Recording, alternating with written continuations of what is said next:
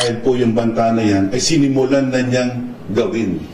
Meron na pong acts that commence the threat to the life of the President dahil nanggaling din po sa kanyang bibig. Terorista agad yung yung qualification niya Yung pasok ng kaso sa kanya, terorista agad. Dalawa ho ang pasabog ngayon, pero unahin ho natin to. Una, tinitignan po ng ating Department of Justice na kasuhan.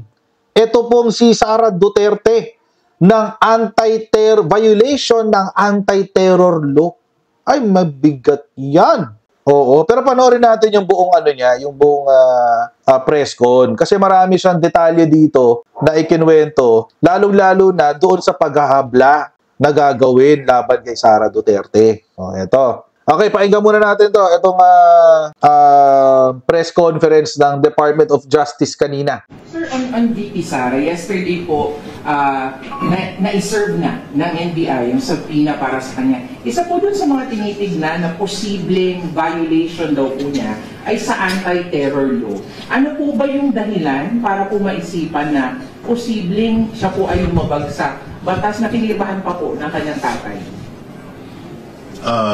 First and foremost, kami po ay nagpadala ng subpoena kay VP Sara para po mabigyan ng pagkakataon na magbigay linaw sa kanya pong viral na video kung saan galit na galit po siya, nagsasalita at nagbigay po ng banta. Ngunit itong banta po na ito, hindi lang po sa pag-iisip dahil po yung banta na yan ay sinimulan na niyang gawin. Meron na pong acts that commence the threat to the life of the President dahil nanggaling din po sa kanyang bibig na meron na siyang kinausap na tao na in-identify na kung sino ang mga target. Binigay na po ang pangalan, maliwanag po ang instruction at ano po ang gagawin. At kung nung tinanong po kung kaya nang gawin at tapusin yung tatlong target, ang sabi po, yes. At it's no joke, no joke. So, you have to understand that in the proper context. The Vice President is the beneficiary. If ever the President's office is vacated by death or incapacity.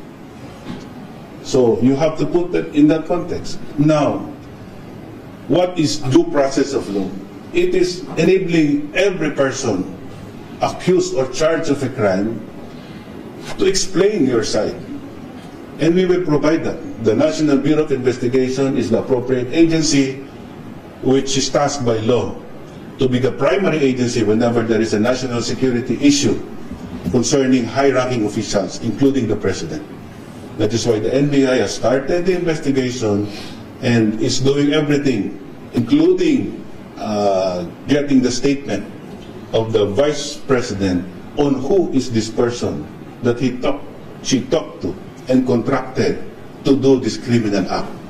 Sir, para lang po mas Ang bigat nung kaso niya agad, Anti-terror law agad. Terorista agad yung qualification niya Yung pasok ng kaso sa kanya, terorista agad. Hindi nun. Babalikan lang natin. Pero nag-react na si Sara Duterte dito, mga kotsero. Puntahan natin yung reaction muna niya. I think this is important. Mahalaga po ito para magkaroon tayo ng tamang konteksto dito sa sinabi ng DOJ. Ang sabi po kasi ni Sara Duterte ito, Duterte warns playbook of anti-terror law and AMLA might be used against her. Ito yung sinabi niya kanina sa press con. Ang sabi ni Sara Duterte, pinalaki at pinalakas yung security ng first family ng president dahil may threat. So napaisip ako, nilalakasan nyo ang security niya, ibig sabihin ba papatayin na ako? Why will you double the security? Yun. Alam nyo mga kotsero, again, this is gaslighting. Si Duterte, itong babae, at least itong babae, ay reyna ng gaslighting. At ako mga kotsero, hulaan ko kung kanino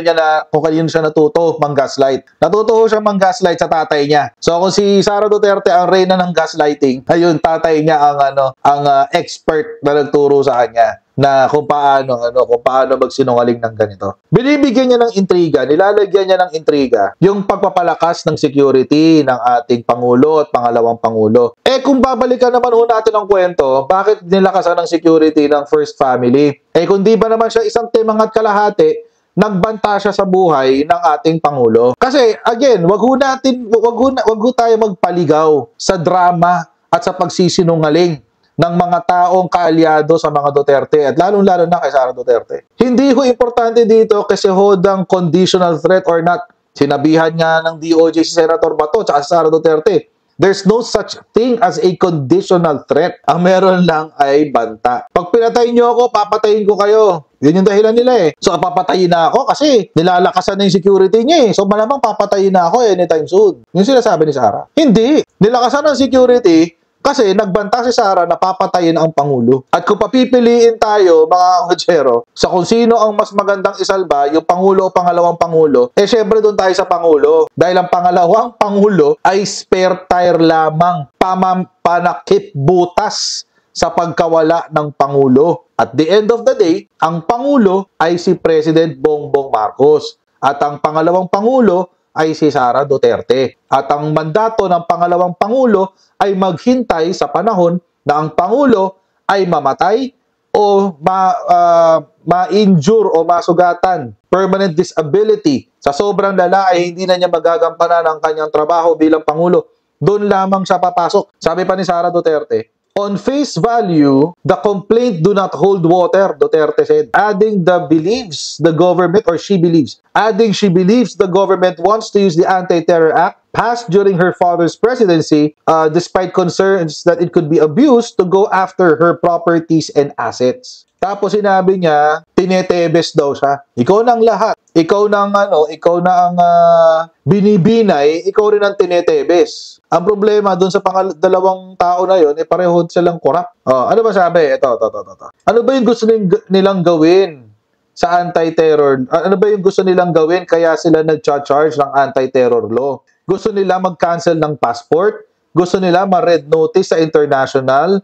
So hindi ka makakagalaw overseas? Gusto nila mag-AMLA, Anti-Money Laundering Act. Pagkatapos, papasok ang search team. Pagpasok, syempre, nandoon na yung mga hinahanap kuno nila. Ba't hindi mo i-argue to sa DOJ? Diba, pinapasamon ka ng NBI, Sara Duterte? Pumunta ka ng NBI, magpaliwanag ka. Better yet, pag pinasamon ka ng fiscal, ng DOJ, pumunta ka, dun ka magpaliwanag. Isulat mo lahat yan sa isang pleading. Tapos, saka ka magkukuda. Yan. Ganun yon. Hindi yung magpapapresscon ka na magpapapresscon, tapos one-sided, hindi ka pwedeng tanungin, hindi ka pwedeng, wala, ikaw lang ang pwedeng magsalita. Parang nung ginawa niya, nung siya ay nag-meltdown, ako na ang magmo-moderator, sabi niya. Pero nang gusto niya siya lang ang may control. Hindi napapayag ang Pilipino dyan. Nakakakita na kami ng mga senyales ng diktadura kay Sara Duterte. Mukhang aware na ang sambayan ng Pilipino dyan. Allergic na ang Pilipino sa mga katulad ni Sara Duterte. Imagine mga kotsero, sino ang tinatawag ng mga dilawan na magiging diktador? Si PBBM, di ba? Sino ang naging diktador eventually? Si Sara Duterte. How the tables have turned. Tuloy natin sinabi ng DOJ. Bakit daw kinasuhan ng anti-terror law si Sara Duterte? Intindihan po ng publiko, bakit po posibleng may paglabag ito pong si VP Sara sa anti-terror? Okay. Mahirap pong ipaliwanag, ngunit pipilitin po natin paliwanag. Meron po tayong batas na anti-terror law. At tignan nyo po ang Section 4 describing the acts of terrorism. And one of the acts defined there as punishable in Section 4 of the terrorism law is when one engages in acts intended to cause death or serious bodily injury to any person or endangers a person's life. Yan po ay nakasaad, klaro sa ating batas, na kapag kayo ay gumawa ng mga hakbang para saktan at bigyan ng banta ang buhay ng ibang tao, kasama po yan sa terrorism. Lalo na po kung ang purpose niyan ay to intimidate and create an atmosphere or so fear.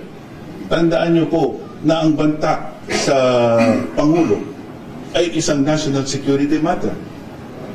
Can you imagine a situation where the Vice President is accused of plotting against the life of the President and then the President actually dies? Will the people accept the Vice President to succeed the President when he is even under a cloud of doubt how she would accede to power? So, napakaseryoso po yan. Ang laking guluho nito. At saka sinabi po ni Sara Duterte, it will not hold water, yung Anti-Terror Act. Bakit? May mali si Sara Duterte doon. Kasi nakasulat dito sa Section 4 ng Anti-Terror Law. Ang sabi, if terrorism is, if a person committed by any person who engages in acts intended to cause death or serious bodily injury to any person, or endangers a person's life, when the purpose of such act by its nature and context is to intimidate the general public or a segment thereof, create an atmosphere or spread a message of fear, ito ang papasok kay Sara Duterte, to provoke or influence by intimidation the government or any international organization, or seriously destabilize or destroy the fundamental political, economic, or social structures of the country.